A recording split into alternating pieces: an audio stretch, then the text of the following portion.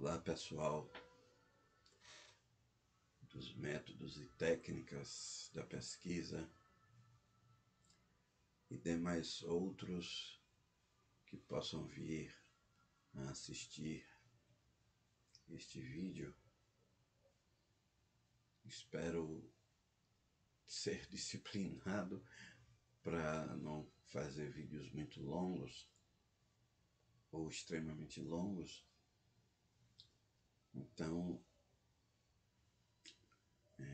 esta é a primeira parte da aula cujo título e a base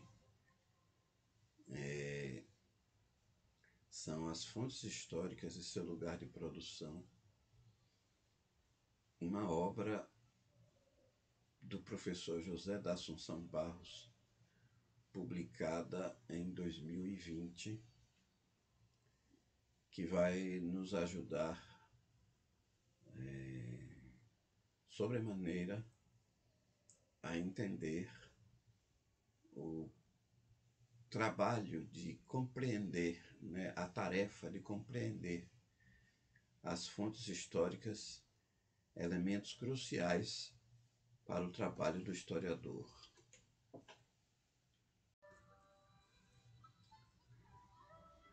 Bom, eu quero começar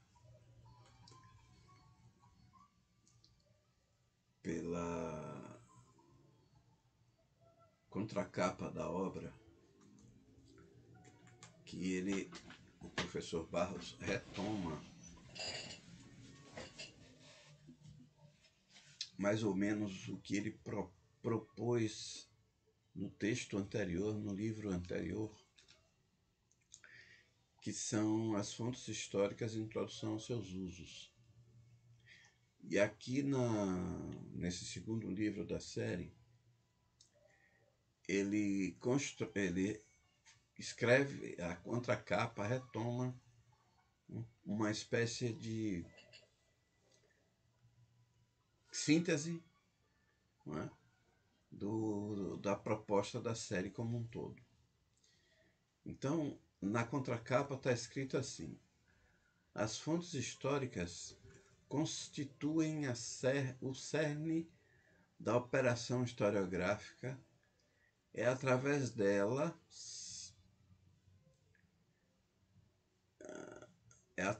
delas que os historiadores conseguem aprender e dar a conhecer civilizações que já desapareceram, sociedades que já se transformaram, processos históricos que já findaram ou que deixaram suas marcas no nosso tempo.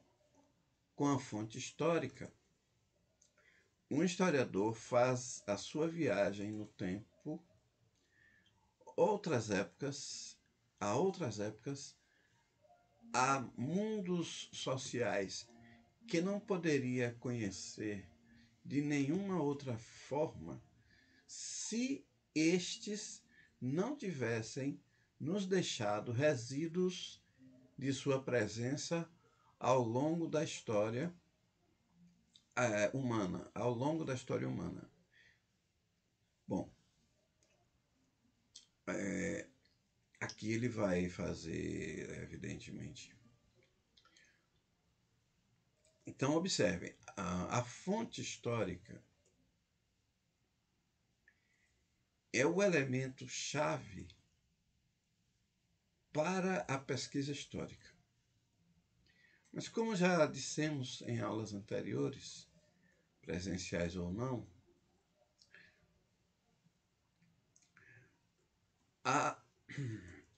você dispor de um bom escopo de fontes históricas e não dispor de questões adequadas, pertinentes, você não terá o que fazer com estas fontes. Então, há que se ter na devida conta que a fonte ela não é apenas importante, né? Ela não é apenas importante no sentido de acumular um conjunto grande delas, né? Mas é importante que elas correspondam aos problemas ou questionamentos que você faz na construção do seu projeto de pesquisa. Então, pegando um exemplo, né? O século XX, aquilo que na perspectiva de Eric John Hobsbawm, né? 1917, já queria aumentar mais ainda a idade do rapaz. 1917, 2014, 2012, como se percebe, foi um homem bastante longevo e um historiador britânico bastante produtivo, né? Então, ele cognominou o século XX de breve século XX, porque ele fez uma outra leitura da divisão da construção temporal, né? Só para explicar, ele tem uma série chamada Era, né? Age, como diria em inglês, né? Então, a Era das Revoluções, que ele... a Era das Revoluções, a Era do Capital e a Era dos Impérios, que ele concentra num tempo que ele chama de longo século XIX, que para fins de construção dessa tríade, ele toma a história a partir do final do século XVIII, dos últimos 20, 30 anos do século XVIII, e avança pelos primeiros 14 anos do século XX. Então, até desde a Revolução Francesa, a Revolução Industrial, a Revolução Francesa, o que ele chama de dupla revolução, até a eclosão da Primeira Guerra Mundial. A partir dali, ele constrói um quarto livro, uma quarta obra, que ele chama de A Era dos Extremos, que ele pega desde a eclosão da Primeira Guerra Mundial, passando pela Revolução em 1914, né? Passando pela Revolução Russa em 1917, a crise do capitalismo, crise gravíssima do liberalismo em 1929, a Segunda Guerra Mundial entre 39 e 45, o período que ele chama o período da reconstrução, mas já envolvendo a chamada Guerra Fria, que ele estrutura até entre 1945 até os meados dos anos 70, né, de 1975, 79, e por fim, que ele chama de a Era das Catástrofes, dentro, né, da Era dos Extremos, que vai... depois vem a Era de Ouro e depois vem o ciclo final, que encerra em 1991 com o fim da URSS, União das Repúblicas Socialistas Soviéticas, que fora fruto da Revolução Russa de 1917. A este período ele chama de breve século XX. Bom, esse converseiro todo para dizer que diversos aspectos desse breve século XX vem sendo estudado por diversos historiadores, sobretudo aspectos relacionados à Segunda Guerra Mundial, onde a escalada de atrocidades foi assim algo extremo, né? E há pouco tempo, quer dizer, há cerca de 11 anos, sai no Brasil um livro chamado como é o nome dele? Nino Richard Evans, né? O Terceiro Reich, uma alentada obra com 3 volumes, que somando-se daria cerca de 1.500 páginas, em que ele faz digamos, uma varredura por uma parte considerável da história do Reich, ou do Reich, né? Que é precisamente o período que vai em torno de 1933, com a ascensão de Hitler à chancelaria alemã, até o seu suicídio em 1945, ao não admitir a derrota alemã na guerra por eles empreendida. Ele se valeu de fontes, inúmeras fontes, que foram desclassificadas, vamos dizer assim, dos sigilos diplomático, etc. Né? Então, ao ter contato com estas fontes, né, ao ter diante de si um volume expressivo de fontes, ele precisou responder a algumas perguntas que pululavam, principalmente nos anos 80,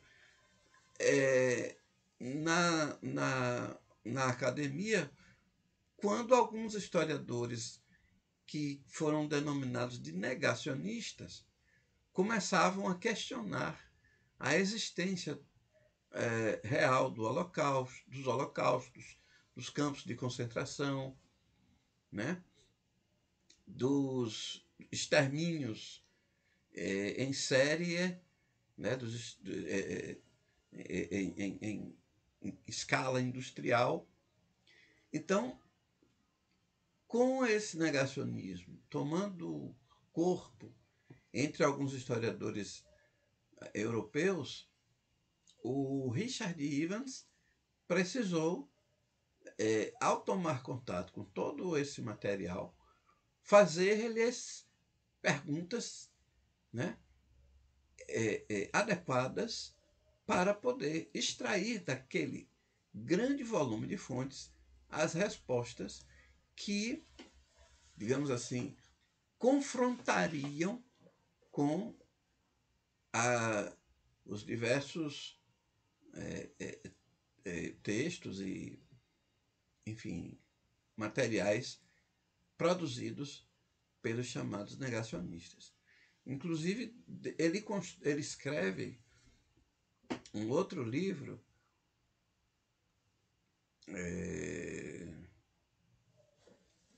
não sei se eu consigo achar ele aqui fácil, que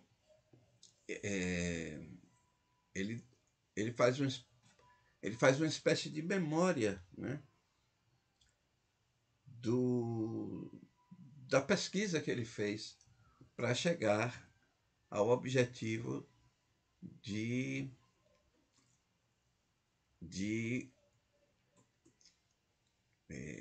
contestação, né? De refutação das chamadas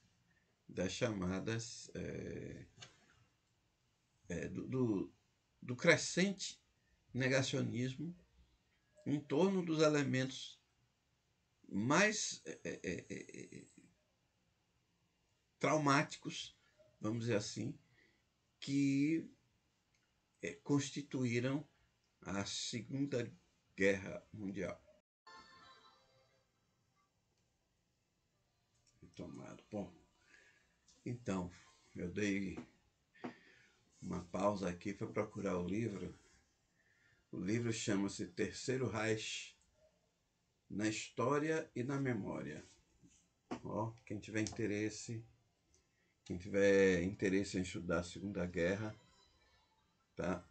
Aliás, em compreender, na verdade, não é bem Segunda Guerra. Isso aqui ele faz uma espécie de debate em torno de alguns artigos que ele escreveu em jornais britânicos e alemães e tal, para explicar o seu alentado ao Terceiro Reich, né? Então, como ele pode dispor de informações, de material que lhe permitiram construir ou desconstruir ou confrontar os negacionismos que nos anos 80 varriam a história europeia no sentido de minimizar a gravidade dos atos, né, praticados pelo Terceiro Reich, foram precisamente as fontes históricas, que, conforme Barros, né,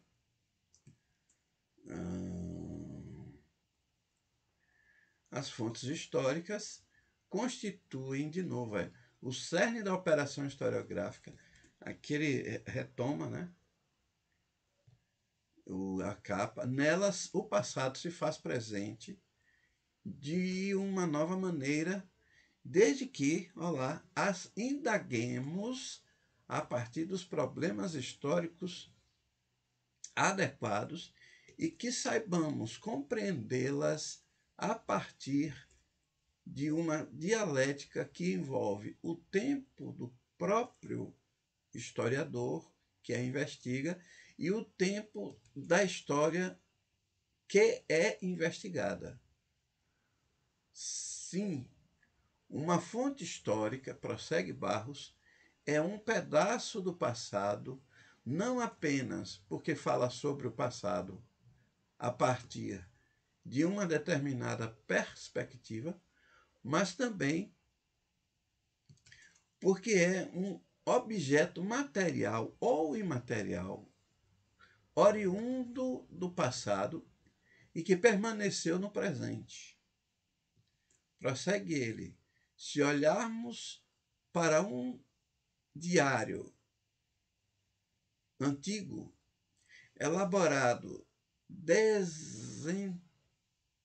despretensiosamente por uma jovem que o escreveu há 200 anos atrás, estaremos diante de um objeto de uma época, de uma outra época, e que, no entanto, também está no presente. Então, observe-se que a fonte histórica,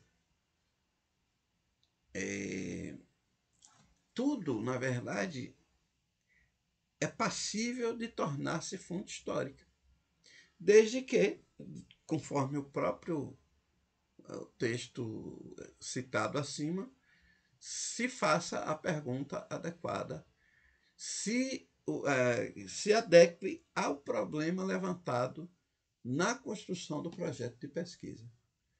Mais abaixo, tudo aquilo que pode ser tomado ou constituído pelos historiadores como fonte, sejam textos de quaisquer tipo, imagens registradas por processos os mais diversos, ou objetos materiais deixados pelas mais variadas atividades humanas, têm um lugar de produção. Este é o cerne, é o ponto-chave dessa obra, né?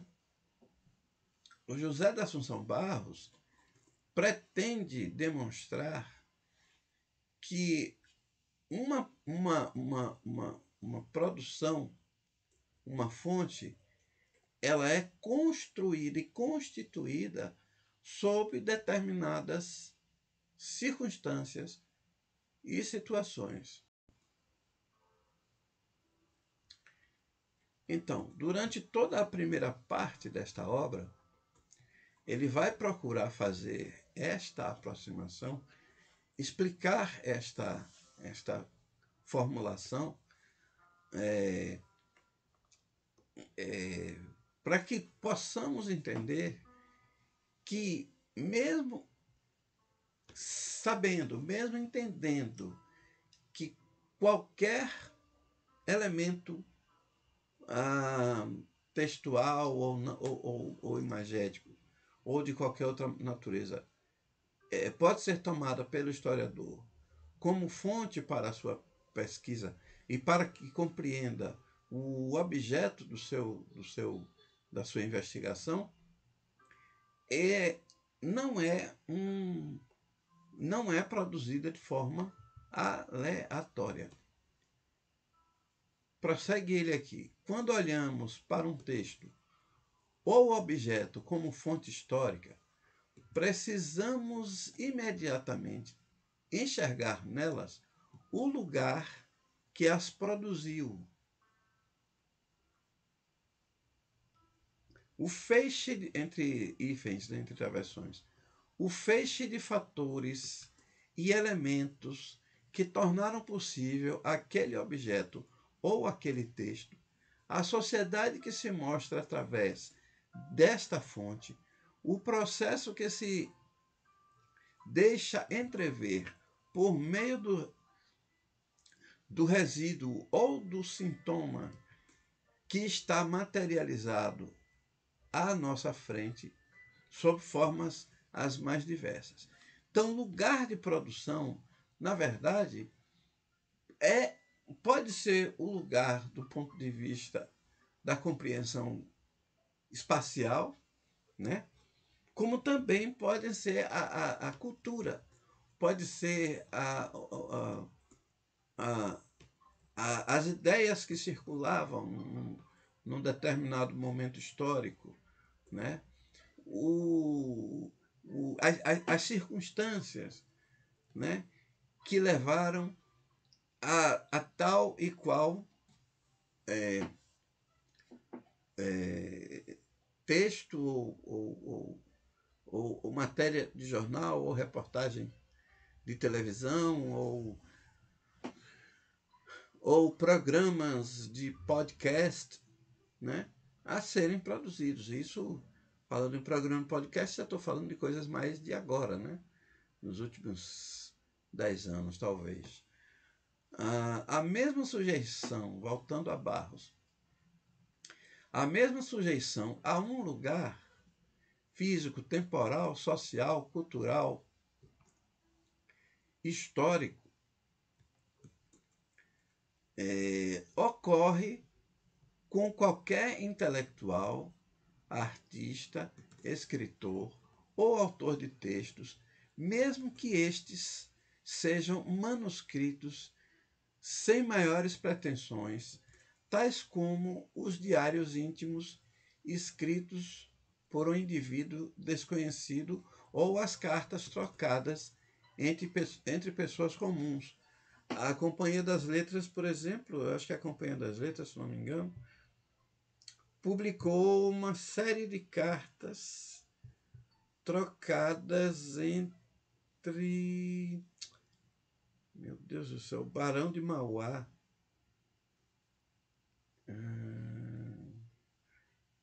no final do Império e no início da República, né? Depois eu vou procurar para deixar claro que é até uma publicação recente. Recente. É Barão de Mauá.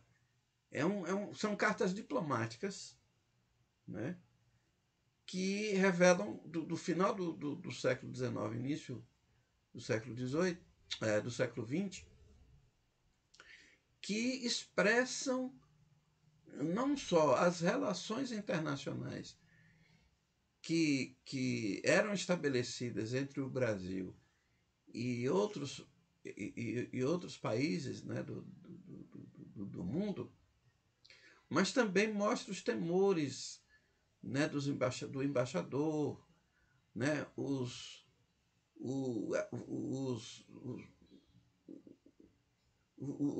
anseios. Celso Furtado, é bem mais recente. As cartas a que eu estou me referindo são Celso Furtado, nos anos 50, nos anos 60, né? É, tem também um livro com esse material, né, bastante elucidativo para quem quer pesquisar, por exemplo, as proposições econômicas e sociais da CEPAL, né, como é o nome para... Não estou conseguindo lembrar o CEPAL. Para a América Latina. Centro Econômico, acho que é isso. Centro de Estudos para a América Latina. Centro de Estudos Econômicos para a América Latina, uma coisa assim. Aí voltando a Barros, né? É no seio de uma sociedade e de uma cultura que podemos elaborar um texto qualquer e, a despeito das peculiaridades e singularidades que possa um autor ter como suas, nenhum texto pode ser escrito a não ser no encontro de muitas histórias que, ao mesmo tempo, o incluem e o transcendem, mesmo que delas o autor não se aperceba. Prossegue. Escreve-se efetivamente no interior de muitos círculos de pertencimento, travessão, uma prática intelectual, um circuito de influências, uma instituição, que é o nosso caso, na universidade, nós estamos fazendo mestrado, doutorado, pós-doutorado. Então, o nosso escrito vai ter relação direta com essa instituição a qual a gente pertence ou na qual a gente se encontra no momento. Uma arte, uma nação, talvez uma escolha religiosa, ou quem sabe, uma disciplina científica, tempo com particular atenção às regras. Sempre. Como eu li os travessões, aí ficou quebrado, né? Peraí.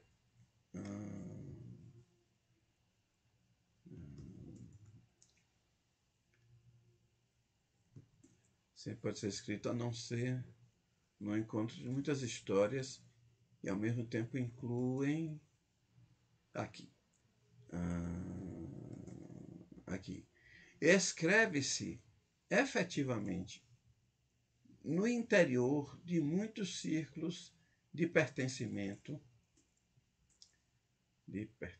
sempre com particular atenção às regras ou possibilidades que nos são de alguma maneira impostas ou oferecidas, entre parênteses, muitas vezes sem que o percebamos, e, igualmente, em sintonia, a gente escreve, né?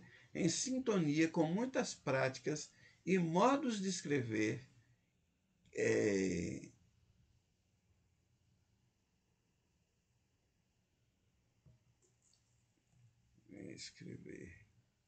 que nos precedem como autores de texto, práticas deu um nó aqui que nos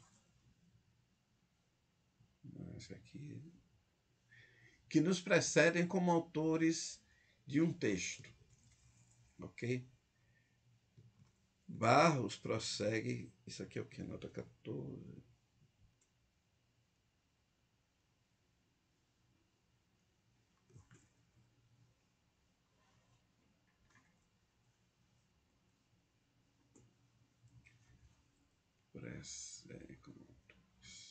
Chamaremos,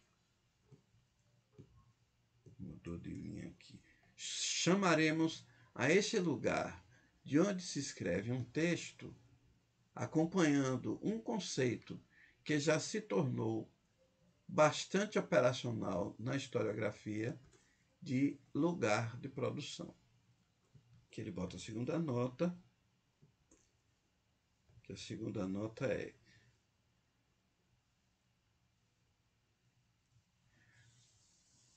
aqui na nota de número, aliás não, é 1.2. É 1.2. Lugar de produção, extensões de um conceito. Aqui ele vai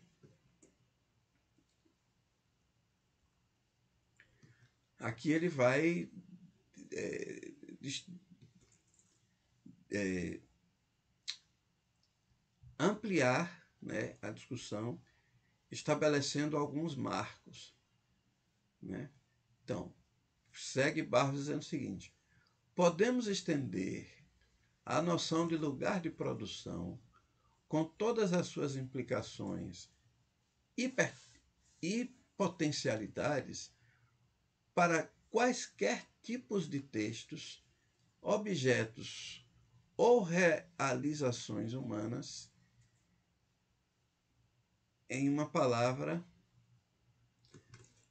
para as mais variadas fontes históricas com as quais trabalham os próprios historiadores em seu objetivo de elaborar reflexões sobre as sociedades humanas do passado ou sobre os processos históricos que nelas se desenvolveram e que talvez ainda repercutam de alguma maneira em nosso próprio tempo. Tem-se assim, no seio da disciplina histórica, uma instigante circularidade. De um lado, cada historiador produz o seu texto a partir de um lugar sujeito à própria historicidade.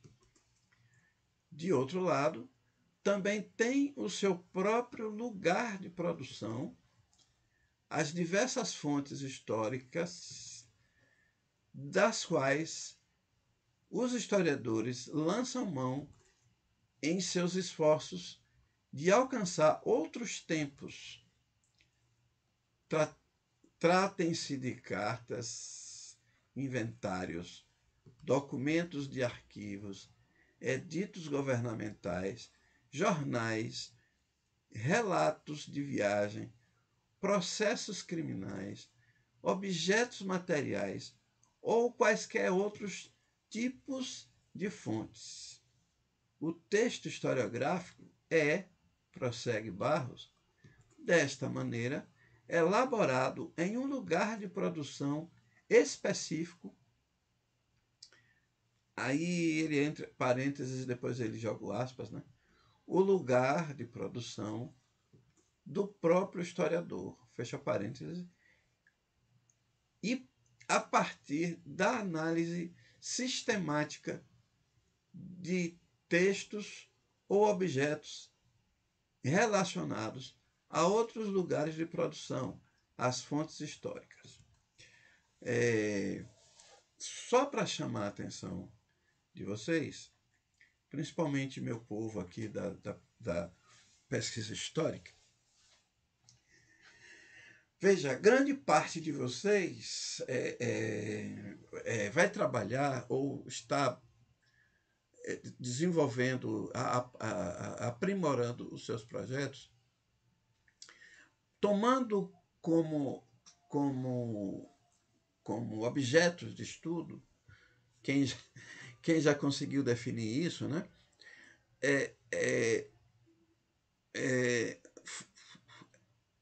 Histórias que ainda estão acontecendo, mas que são resultantes de, digamos assim, de repercussões de outras histórias.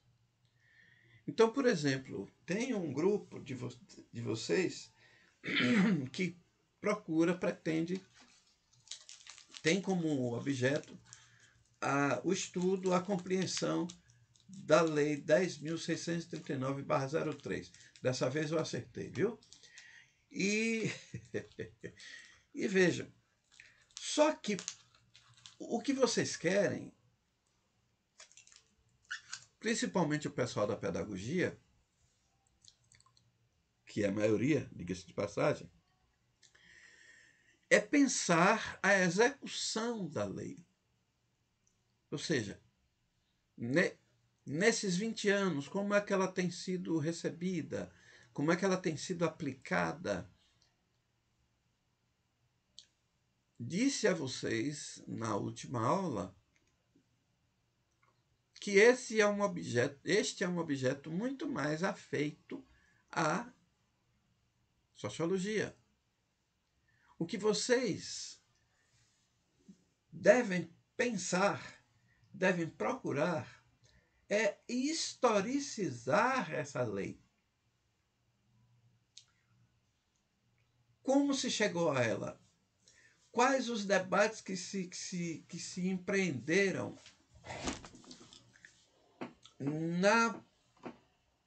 nas diversas instâncias da sociedade para que ela fosse promulgada em 2003, ou historicizar a dificuldade, né, da sua aplicação na sua inteireza nesses últimos 20 anos. É lógico que aí você vai precisar fazer um estudo. Então, qual foi a repercussão? Ela é promulgada em 2003. No primeiro governo do PT, ok. Qual foi a repercussão social? Né? Não estou falando das palestras dos pedagogos ilustres, né?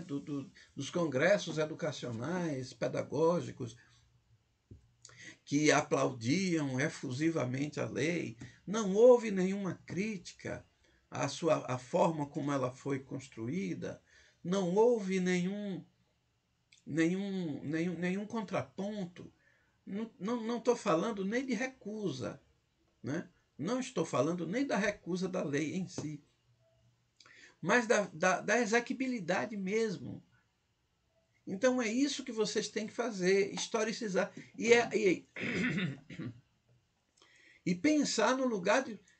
ou pegar essa lei como fonte e pensar nela a partir do seu lugar de produção. Como ela foi construída? De cima para baixo? Houve um debate com a sociedade, com a escola, com a comunidade diretamente interessada, não é?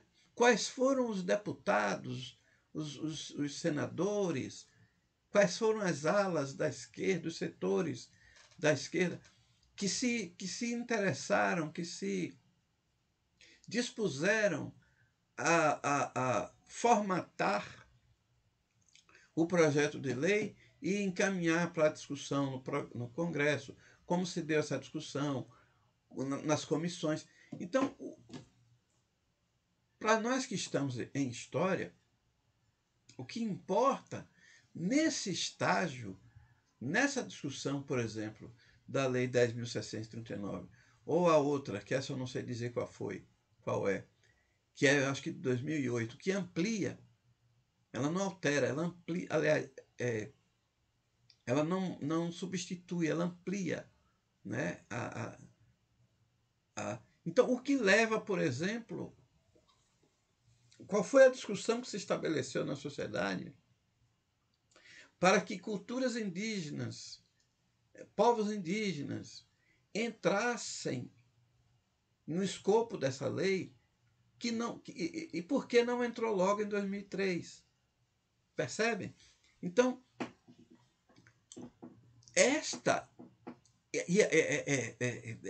deve ser a indagação, ou o corpo de indagações que vocês devem fazer à lei. No caso de quem quer estudar a Lei 10.639, ou algo relacionado a ela, né? Então, o que se tem é que se historicizar, aferir a sua aplicabilidade, os seus efeitos, não é para nós agora, historiadores, não é para nós agora. É um trabalho de estatísticos, é um trabalho de sociólogos, é um trabalho de assistentes sociais, que fazem observações diretas, né? Observações, os estatísticos vão trabalhar com os números relacionados à matrícula, à evasão, ou à permanência na escola. Os assistentes sociais vão fazer verificações em loco para perceber o impacto imediato já, né, nas comunidades alcançadas pelas escolas.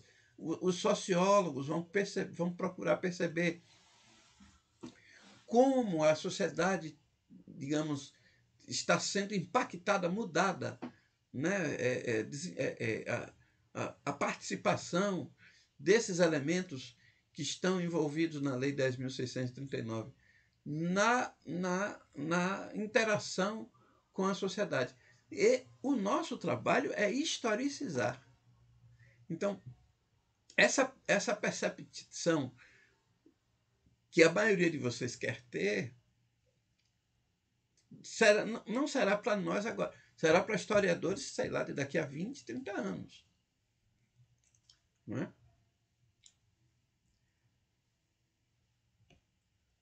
Bom, então voltando a sua. Então, se vocês fizerem essas perguntas, aí essas fontes que vocês dispõem, ou que vocês irão encontrar, farão sentido. E aí vocês terão que ter na devida conta onde, por quê, em quais circunstâncias, quais como é que chama?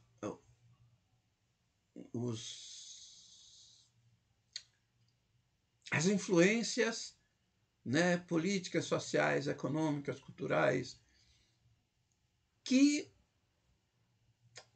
permitiram a construção dessas fontes que vocês vão utilizar. Mais embaixo, pior que eu não estou dizendo a página, vocês não estão nem podendo acompanhar, né? Aqui é o que? Página 15? Página 15. A página nota isso aqui. Página 15. Então, os próprios conceitos de sua parte e as condições de perspectivas que os tornaram possíveis também têm história. E aí é um outro dado, é uma outra discussão que vocês não poderão fugir. É a discussão do conceito ou dos conceitos com os quais vocês estão trabalhando.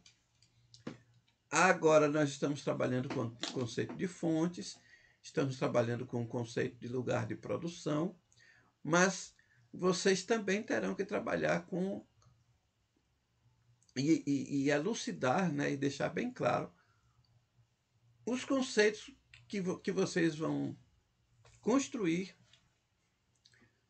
vão utilizar, melhor dizendo, na produção da sua escrita. Então, eu recomendo o livro O Uso dos Conceitos nas Ciências Humanas, de José da Assunção Barros, e para o povo de história, para vocês, o último capítulo que ele discorre especificamente sobre os conceitos em história. É importante, é oportuno, melhor dizendo, lembrar que a primeira reflexão mais sistemática sobre o conceito de lugar de produção na historiografia pode ser atribuída ao intelectual jesuíta Michel de Certeau, 1925-1986, um pensador multidisciplinar que nos legou importantes pesquisas e realizações na área da história. Encaminhei para vossas senhorias que estão matriculados comigo e também para uma outra orientanda que não fez métodos e técnicas comigo, o texto aqui referido do Michel de Certeau. A Operação Historiográfica, um ensaio escrito em 1974 e que se tornou célebre entre os historiadores, enfrentou o importante desafio de dar a perceber, com apoio de um vocabulário conceitual moderno e de uma perspectiva mais contemporânea, o fato de que cada historiador produz o seu trabalho a partir da articulação entre o lugar social, uma disciplina e uma escrita.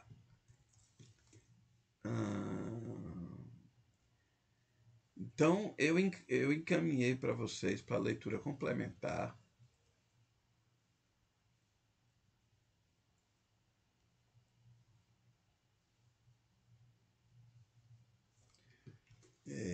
encaminhei agora há pouco, antes de começar essa gravação. Tá?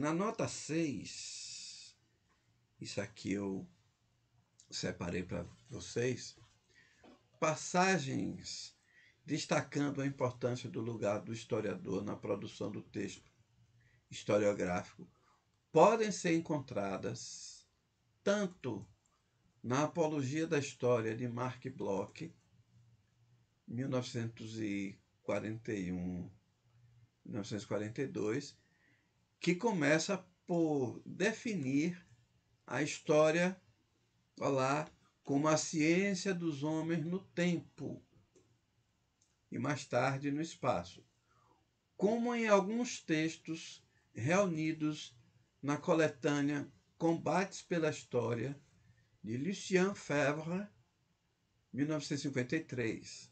Este último, por exemplo, retoma o célebre dito do filósofo italiano Benedetto Croce, que pronunciou pela primeira vez a emblemática frase que se tornaria um lema para as modernas correntes historicistas e presentistas. Toda a história é contemporânea. Com isso, afirma-se que cada nova obra historiográfica pode retomar os mesmos processos ou temas históricos sob uma nova perspectiva ancorada em seu próprio tempo. Esse tempo que constitui ele mesmo uma das coordenadas do lugar de produção da obra historiográfica. Tal. Aí, Bloch, a edição que ele usa é 2001, que é da... Ele não botou, tá lá na referência. E Febvre é de 53, a edição que ele usa é de 1989. São livros clássicos de fácil encontro.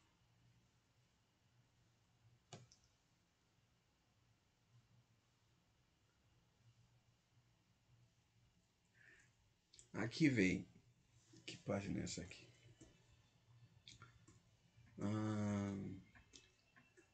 O vídeo já está ficando grande, já vou parar, vou para outro vídeo. Cadê a página? Página 31. Na página 31. Em contrapartida, prossegue Barros, o corpus documental pode ser constituído a partir do critério de representatividade, quadro 1, que ele chama atenção, item 5. A análise pode ser efetuada em uma amostra, desde que o material a isto se preste. Se a amostra for uma parte representativa do universo inicial, os resultados para ela obtidos poderão ser generalizados ao todo.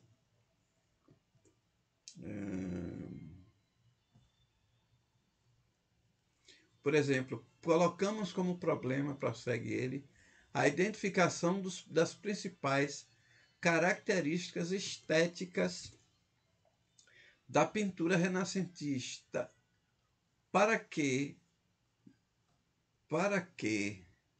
depois se possa proceder ao relacionamento daquelas com a sociedade do seu tempo.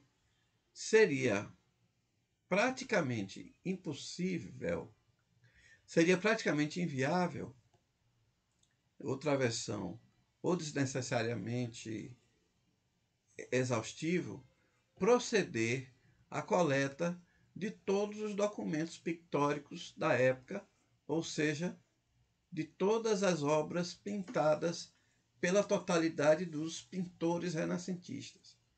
Isso é desnecessário, é inviável. Para tornar viável uma pesquisa como esta, procedemos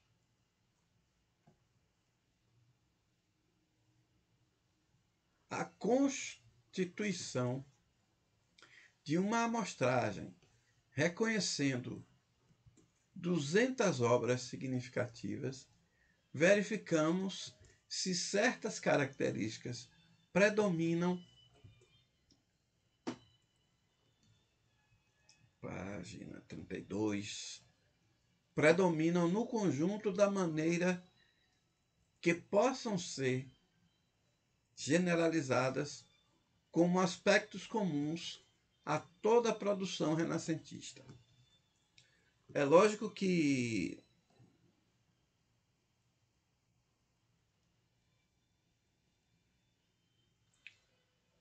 É lógico que isso é uma espécie de, digamos assim, exemplo para que vocês pensem o material que vocês podem dispor. Sejam, principalmente quem vai fazer trabalhos com jornal, né? Prossegue. O que define se uma determinada amostragem é adequada ou não é. Vixe, cadê a vírgula? O que define se uma amostragem é adequada ou não é o problema que temos em vista.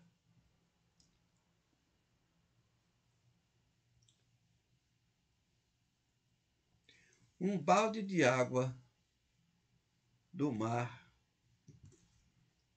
é péssimo para dar conta do rastreamento de toda a fauna marinha, já que, com muita sorte, só teríamos capturado um único peixe. E, no entanto, uma simples gota, uma simples gota d'água é excelente para dar conta da diversidade de micro-organismos presentes no oceano. Então, observem que muitas vezes tem-se uma quantidade de fontes bastante significativa, mas não responde ou não nos ajuda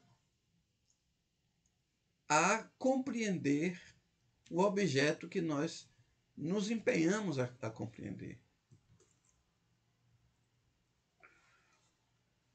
Né?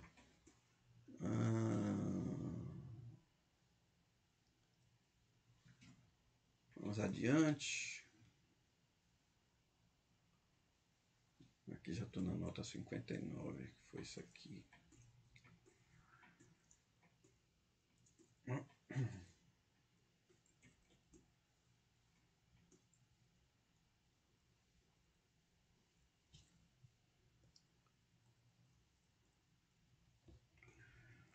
Bom, vou travar aqui, porque o vídeo já ficou grande.